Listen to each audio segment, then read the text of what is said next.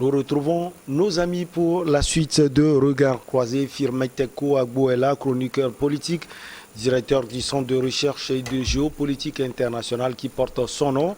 Les journalistes Germain Pouli, directeur de publication de Togo Réveil, et Komi Valentin Mayaba, directeur de publication de Le Symposium, sont également là. On parlait du Burkina Faso, de la Guinée. La CEDEAO va-t-elle sanctionner après le délai? C'était le 25 dernier précisément, demandant aux dirigeants burkinabés de réduire la durée de leur transition et à ceux de la Guinée-Conakry de proposer un calendrier, ce qui n'a pas été fait, comme Valentin Mayaba. On attend peut-être les sanctions? Oui, Ou non, vous pensez que là... Non, tout le monde sait qu'il y aura plus de sanctions. Tout le monde le sait parce que la sanction qu'a connue le Mali par rapport à tout ce que nous avons vu, c'était peut-être pour ramener le Mali à l'ordre constitutionnel. Mais depuis lors, le Mali est resté infléchi, toujours tient des positions, et la CEDEAO a vu que au sein de cet espace communautaire, il y a toujours des conséquences néfastes que beaucoup de pays subissent. Et donc, qu'est-ce qu'il faut faire? Ici, le problème qui est posé actuellement, lors du dernier sommet de la CEDEAO à Accra, ils avaient dit que si la CEDEAO, enfin, si le Burkina et le truc, comment l'appelle-t-on, la Guinée n'arrivaient pas à donner la date jusqu'au 25, ils seront obligés de leur donner de la sanction. Aujourd'hui, ils avaient même demandé à ce qu'il y ait un médiateur qui puisse accompagner le processus.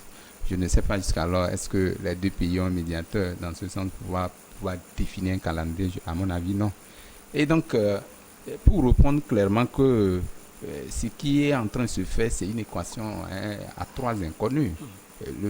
La première équation, c'est que le Mali va d'abord servir de l'exemple pour ne pas donner des sanctions aux deux autres pays, malgré que sur le plan logiquement, il devait avoir des sanctions. Et donc, la deuxième équation... Au même moment, pour la première équation, on peut parler de 2 poids, 2 mesures. Oui, c'est justement la deuxième équation, ils sont en train d'arriver pour dire que la deuxième équation, si effectivement la CEDEAO, lors du prochain sommet, n'arrive pas à sanctionner les deux pays, enfin le Burkina et la Guinée, est-ce qu'ils vont lever les sanctions contre le Mali? C'est une deuxième question, parce que on ne peut pas faire 2 poids, 2 mesures. Si le Mali, parce que n'ayant pas respecté les normes, la charte de la CEDEAO, comme ils pensent le dire, et a eu des sanctions et que les autres l'ont aussi dans le même sens, doivent en principe avoir des sanctions et qui n'ont pas eu, ça veut dire que forcément, le Mali, les sanctions maliennes devaient être levées.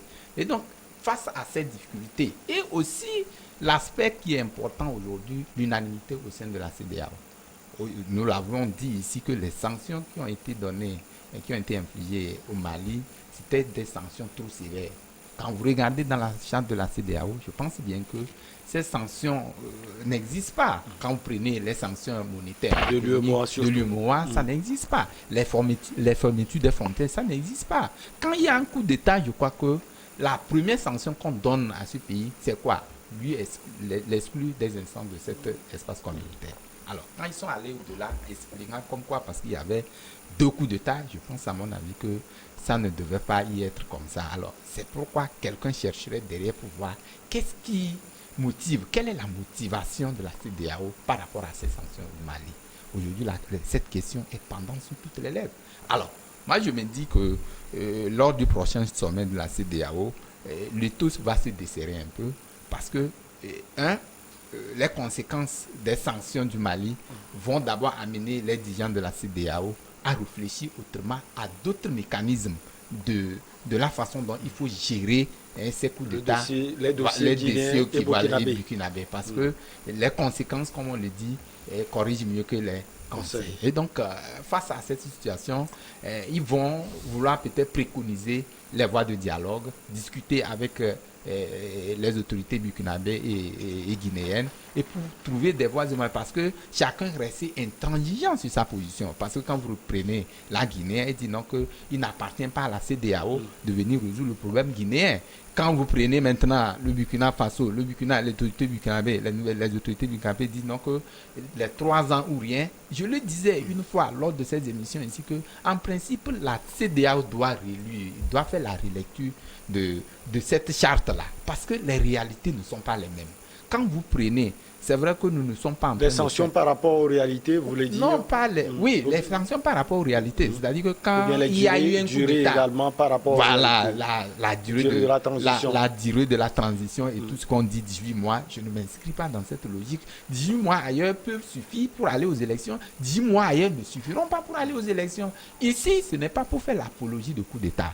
Mais du moment où ça arrive, surtout que la CEDEAO a déjà, comment l'appelle-t-on, a déjà ça dans sa charte, il va falloir tenir compte de ces pesanteurs-là et voir dans quelle mesure on peut choisir, on peut trouver des voies et moyens pour amener les pays qui ont connu ces genres de situations-là à sortir de la situation. Mais visiblement, vous allez voir que c'est la chasse aux sorcières. Il faut toujours durcir le ton, il faut geler les avoirs, il faut fermer les frontières, bon, pas possible. Je vous dis, ces sanctions, ce n'est pas contre les autorités maliennes, mais c'est contre les populations maliennes. Et donc, les autorités burkinabées et guinéennes bon, ne sont pas aucun malien, puisque c'est vrai que c'est les mêmes. Le Mali est resté sur la lèvre de tout le monde. Mais aujourd'hui, disons qu'il va falloir que la CEDEAO, avec les tractations qui sont en train de se faire, il va y avoir des discussions de couloir entre les chefs d'État pour voir que lors du sommet, quel plan préconisé pour que ces sanctions-là ou les décisions qui seront prises qui seront sorties de cette rencontre-là ne puissent pas mettre quand même de l'huile sur le feu. Parce que vous êtes sans savoir que si les mêmes choses qu'on a infligées, les mêmes sanctions qu'on a infligées au Mali venaient à être, comment l'appelle-t-on, attribuées ou bien infligées au Burkina et à Guinée, ça va être une catastrophe. Parce que deux grands pays africains, espace CEDEAO, sous des sanctions de ce genre, je pense que l'espace communautaire même n'aura pas sa crédibilité et d'ailleurs même se remettra en cause. Je crois que je suis sûr, avec la CEDEAO, ils sont en train de trouver des voies et moyens pour voir comment il faut réorganiser cette structure-là. Parce qu'elle est trop, à mon avis, sous le joug des instances de l'extérieur ou de la force extérieure qui fait que parfois les gens ne donnent pas de la crédibilité. Quand vous voyez ce qui est en train de se dire, on se dit que c'est la France qui est derrière, même si visiblement nous n'avons pas de façon officielle cette France-là qui est en train de guillonner, mais nous voyons que les rapports qu'entretient la CEDEAO et la France, alors que vous savez que la France n'est pas aimée dans l'espace, dans les pays, surtout francophones. Et donc aujourd'hui, nous disons que nous avons parlé des institutions russes. Aujourd'hui, la France est contre, en l'occurrence, l'arrivée des forces des instituteurs russes au Mali, au Burkina, et que sais-je encore. Parce que quoi? C'est ça qui fait, selon vous, la différence entre le Mali et les autres. Justement. Différence de traitement, j'allais dire. Différence de traitement. Et maintenant, ça peut quand même, la roue peut retourner contre parce qu'on se disait que puisqu'ils avaient masqué, cette forme-là était masquée. Maintenant qu'ailleurs, ça s'est passé, comment la CEDEAO peut se donner cette crédibilité s'il doit avoir 2 poids 2 mesures. Donc, moi, je me dis que la position du Burkina et de la Guinée peut arranger un peu la situation qui est en train de prévaloir au Mali, parce que si la CEDEAO doit prendre des décisions, ça devait tenir compte forcément de ce qui s'est passé au Mali, en l'occurrence la fermeture des frontières, que sais-je encore. On va aller vite, Germain, 2 à 3 minutes, Firmin 2 minutes, et puis on file au Bénin. Comme il m'a pris au moins 8 minutes quand même. Non, je bon, lui, c'est sa première, sa première sortie sur ce sujet. Oui, Germain Poulier, est-ce que les lignes vont bouger? Oui, les lignes vont bouger, mais en même temps, la CEDEAO ne va pas faire la promotion des coups d'État. Et les sanctions sont normales et n'ont rien à voir avec la France. Je crois que c'est le Mali qui a réussi à faire croire aux gens que les sanctions sont dictées par la France.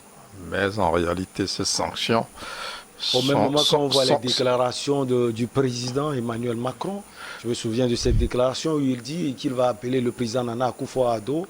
Oui, mais quand il a appelé, les sanctions contre RFI et France 24 n'ont pas été levées. Donc la CEDEAO ne s'est même pas prononcée. Il donne l'impression qu'il a un impact sur la CEDEAO. Alors que c'est pas le cas selon nous. Mais pendant longtemps, la CEDEAO a toujours condamné les coups d'État. Ça n'avait rien à voir avec la France.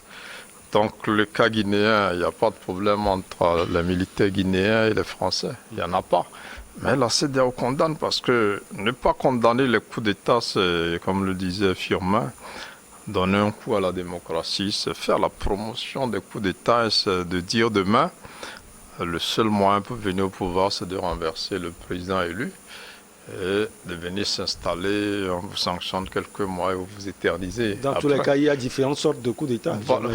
Non, il n'y a pas différentes sortes de coups d'État. C'est les motivations qui sont un peu différentes. En Guinée, il n'y a pas de terrorisme là-bas, mais il y a eu un troisième mandat de trop et un certain nombre de choses qui ont poussé les militaires à prendre le pouvoir.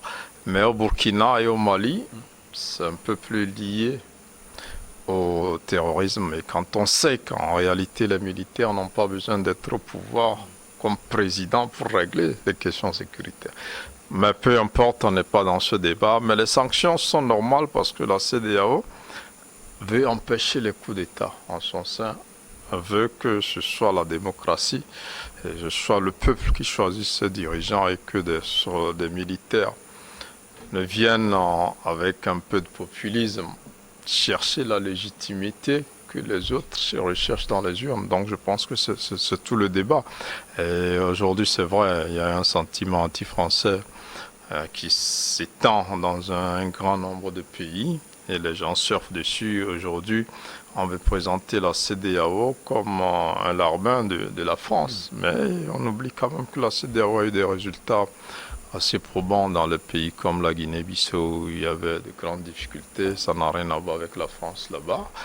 En Gambie, par exemple, ça n'a rien à voir avec la France et tout ça. Donc il y a eu quand même eu ces résultats. Et c'est l'une des institutions sous-régionales les plus fortes et les plus crédibles en Afrique. Malheureusement, ces 3 coups d'État enchaînés en moins de 2 ans et déstabilise totalement le fonctionnement de la CEDEAO.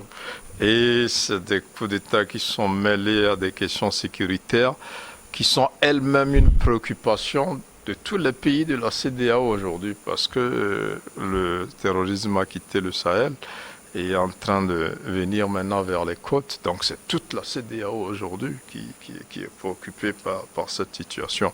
Et je crois que les sanctions, la CEDEAO doit forcément revoir. Et là aussi, les Maliens, par exemple, qui ont été victimes d'une sanction qui a été finalement levée par la justice. Donc, a fait quand même que demain, la CEDEAO aussi ne va pas se laisser influencer par des voies internes qui poussent l'organisation parfois à prendre des décisions qui ne sont pas trop bonnes pour le peuple. Et d'où l'intervention du président fort aujourd'hui et la solution qu'il propose. Je pense qu'il est en train de faire du lobbying pour cela parce que son voyage en Côte d'Ivoire, c'est un peu pour convaincre aussi Ouattara d'appuyer ses positions lors du prochain sommet. Et en même temps, je crois que la CEDEAO gagnerait à le faire pour aussi cesser de donner cette image-là qu'on veut lui coller à tout prix, soit disant que ces décisions sont inspirées de la France. Donc il faut aussi en interne dire, bon, ben, c'est des militaires, on a mis la pression, les choses ne semblent pas évoluer.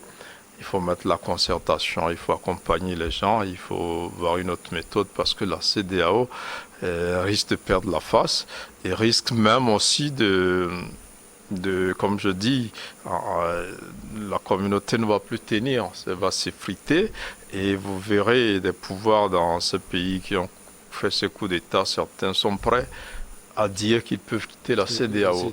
Donc, qui donne l'exemple de la Mauritanie qui est partie depuis longtemps et qui se porterait bien selon ces pays-là. Donc, c'est assez compliqué.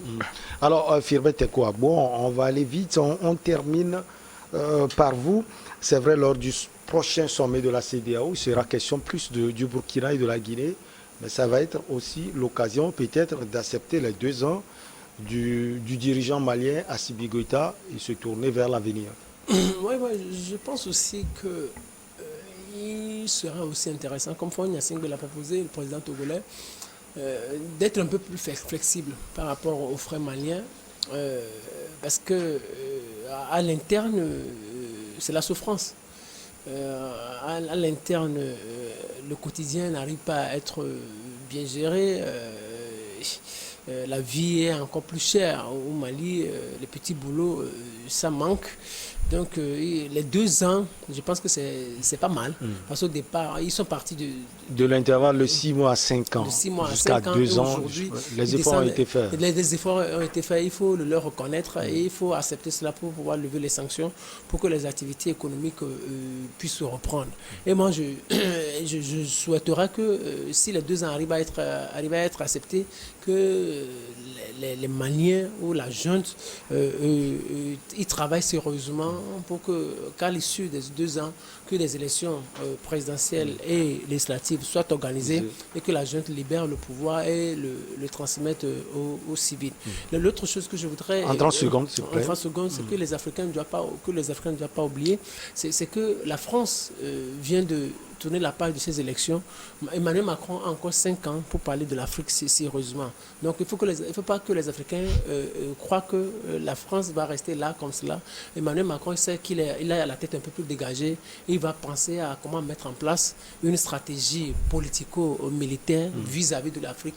Donc vous demandez peut-être aux Africains d'être prêts et de chercher les moyens pour le contrer, ou bien vous envoyez juste le message? Non, j'envoie le message que les Africains le sachent, qui commence aussi par réfléchir sur le plan diplomatique pour que s'il y a un nouveau contrat à être conclu, que les clauses de ce contrat arrangent les 2 parties pour que les Africains ne pètent plus suffisamment. La petite pause et on revient pour la suite.